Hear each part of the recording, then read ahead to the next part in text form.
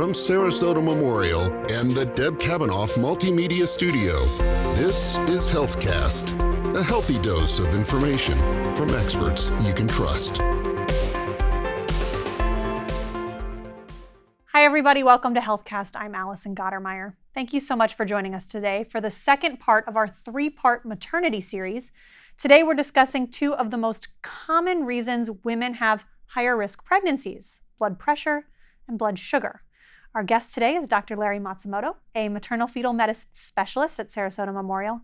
Dr. Matsumoto, thank you so much for joining us. Thank you. Every pregnant woman is checked for healthy blood pressure and glucose levels during their prenatal care. And in our last episode, we spoke with an OBGYN who discussed when these tests are happening. So let's start by talking about blood pressure. What should a patient expect as far as monitoring and what they're hoping to see? So with regard to monitoring, most of the time the patients are monitored in their OB office, and so their blood pressure may be checked once a month, and later in pregnancy, it'll be every 2 weeks when they convert from 4 weeks to 2 weeks for their prenatal visits, and then weekly once they get to 36 weeks. That doesn't necessarily mean that that's the only time it should be checked.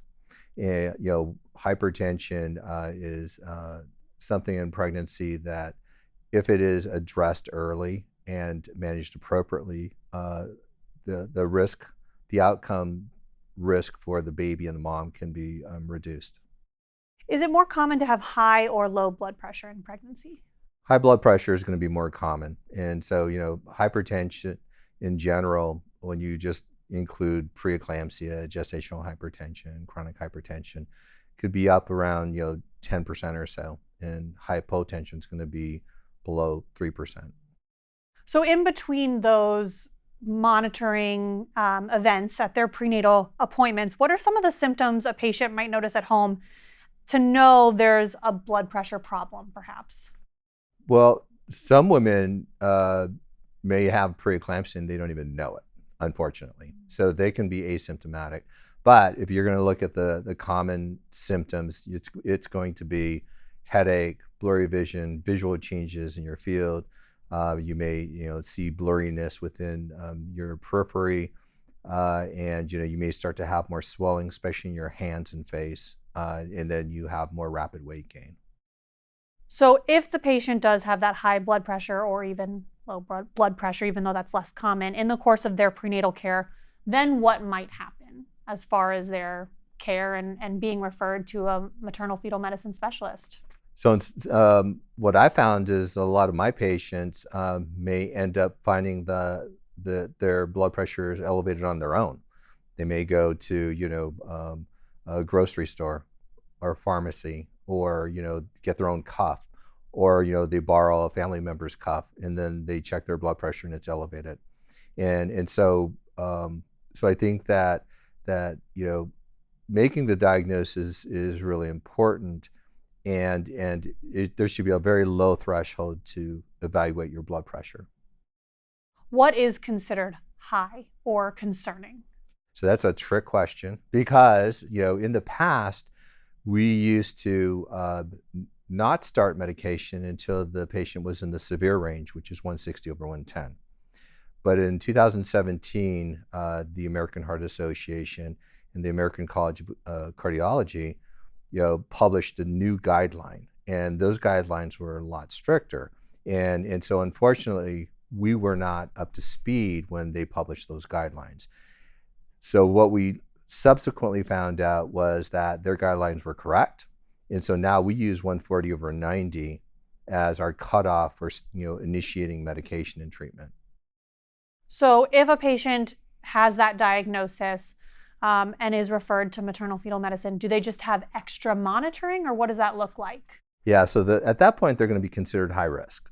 And so what I'm looking for as a maternal fetal medicine doctor is I'm trying to figure out what is the risk for the mom, and then do I have to worry about how the baby's doing? Because there's going to be a higher risk for the placenta to be affected, and therefore one of the common findings would be that the baby's growth starts to slow down, or fetal growth restriction. So we will evaluate the baby's size, and then we will also set parameters for the mom, and in some cases we'll initiate blood pressure medication. And I have probably 30 patients where I'm following their blood pressures weekly at this time. What kind of blood pressure cuff should someone get? You mentioned so many of these diagnoses are actually made at home. If a pregnant person wants to be checking their blood pressure at home, feels they might have a high risk, or is feeling some of those symptoms you discussed, how do they know what kind of cuff is the best way to monitor their blood pressure? Well, there's the wrist cuff, and then there's the arm cuff. So in the hospital, you'll find out that most of the time we're using the arm cuff, and so that one's going to be a little more accurate. The wrist cuff can overestimate the blood pressure, and so the cuff, there are different sizes, and it's based on the circumference of the arm. And so there's the actual length of the cuff is usually about 1.5 times the circumference of the arm. The bladder, which is what fills up with air, should be cover the circumference by about 80% at least. And so there are measurements that you'll find in the pharmacy, for instance, for different sizes in the cuff, and you just have to make sure it's right for you. Right. When someone is diagnosed as having high blood pressure, I know every pregnancy is different, but does it happen more commonly at certain points of a pregnancy, or is it more concerning at certain points of a pregnancy? So for me, so we have categorized hypertension as before or after 20 weeks.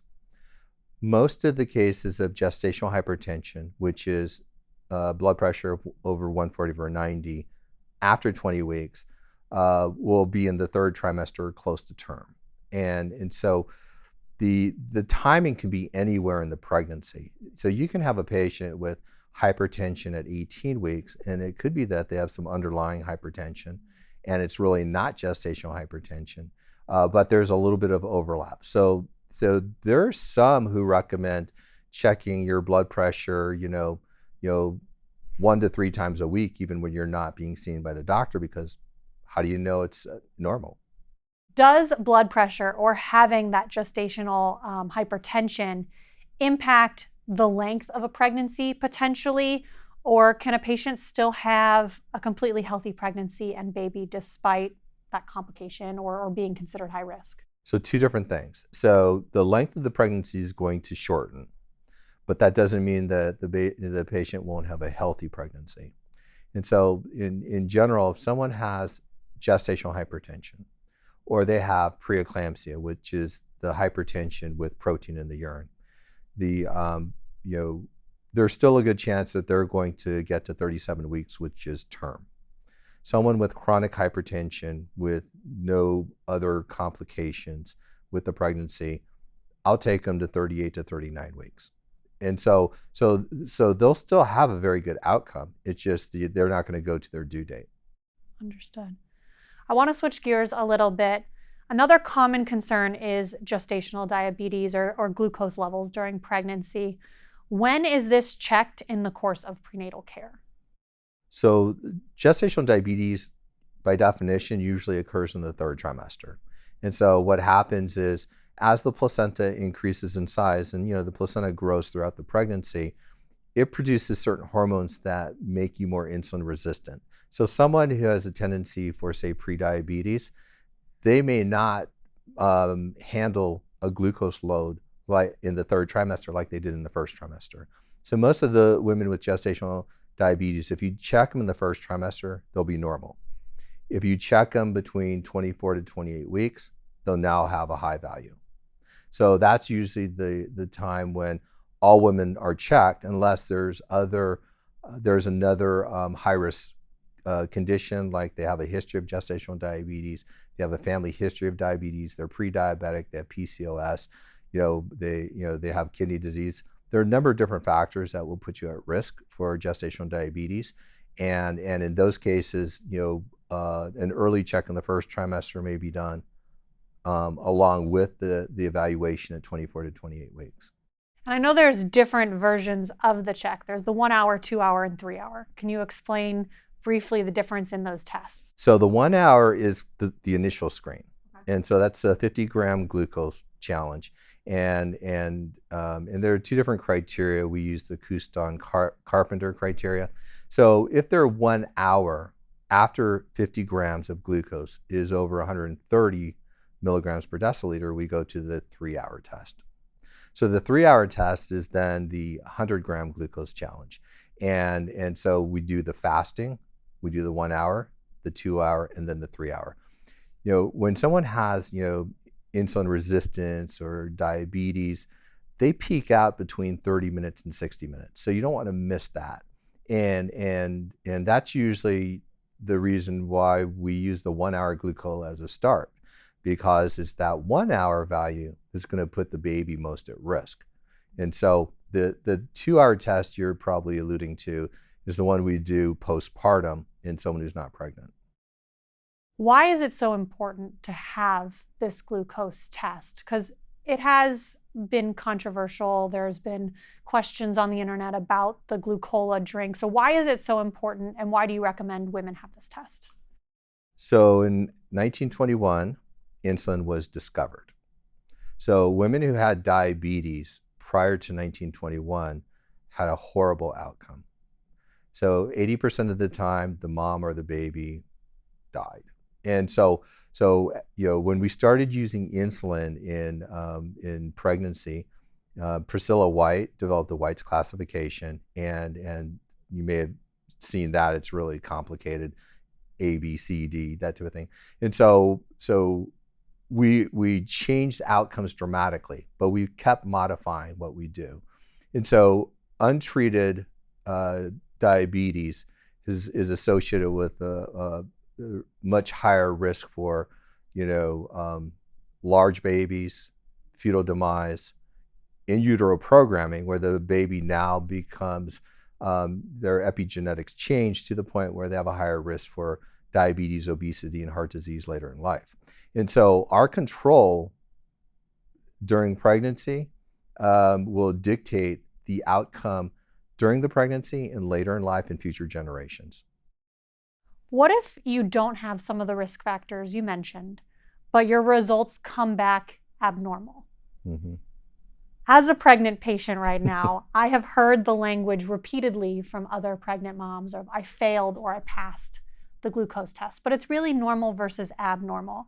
So can you talk about why it's important that patients know the goal isn't to pass the test? The goal is to find out if you're at risk of gestational diabetes, right? Correct. And so, in the 1 hour glucola, the initial screen, could have a false negative rate of, up to 4%. So you don't, and so it's just accepted that maybe even if it's negative, it's not negative. So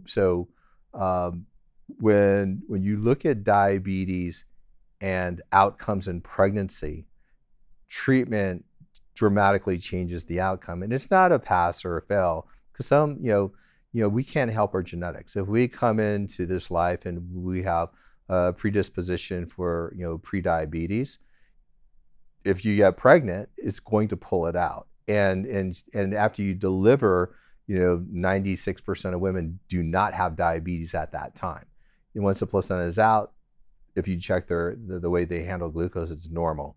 And so it's just later in life that they're more at risk. It's only because it was pulled out during the pregnancy. So really, it's not a pass or fail. It's about, we just want the best outcome. So if a patient tests abnormally on this glucose test, what do they need to know, and how does their prenatal care change? So at that point, they're high risk. And so what will happen is they're going to meet with a diabetic educator. They're gonna eat a certain way. 85% of women can control their glucose values with just how they eat. So with diet alone.